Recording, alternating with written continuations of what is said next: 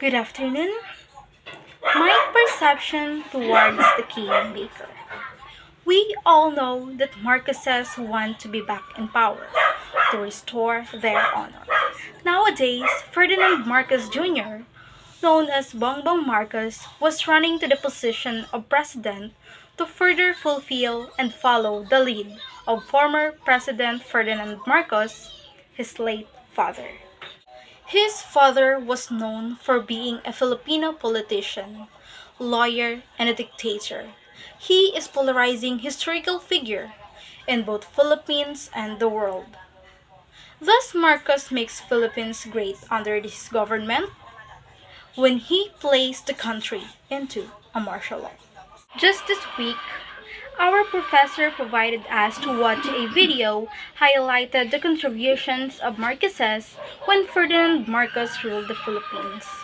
The term of Ferdinand Marcos was the most controversial regime in the Philippine history because he is an intellectual capable of initiating unimaginable ideas for himself and for his country. Because of his political achievements, the government appointed him to become the president.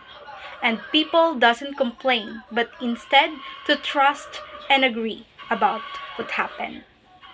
Before he declares martial law, he gave a lot of contributions. Some are infrastructure programs, electricity generator, and development of roads, buildings, bridges, and others.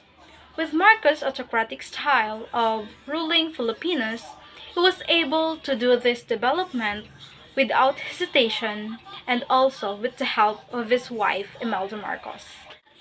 I admire Imelda Marcos' extraordinary glamour and fashionable style. I was amazed knowing that she had almost 3,000 pair of shoes that are some has her name printed in gold strips on the soles. What a wonderful life she had, while there are some people are starving. Imelda was good in negotiating. She was intellect and very hands-on to things she really wanted. She was rich ever since she engaged in politics, where she often gave money to some kids on the streets and patients at the hospitals. It's just that I doesn't like the way she evicted 254 families from Kalawit Island just to make room for her safari park.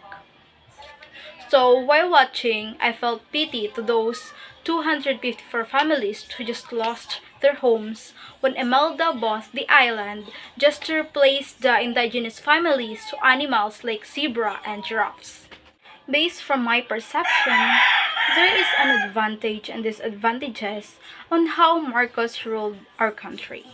The advantage is the huge development of the properties, while the disadvantage is the disappearance of the freedom of every Filipino. Yes, I really appreciate his contribution to improve the country during his presidency. However, the martial law that he had enacted led to a lot of suffering that people of the Philippines did not deserve during his term.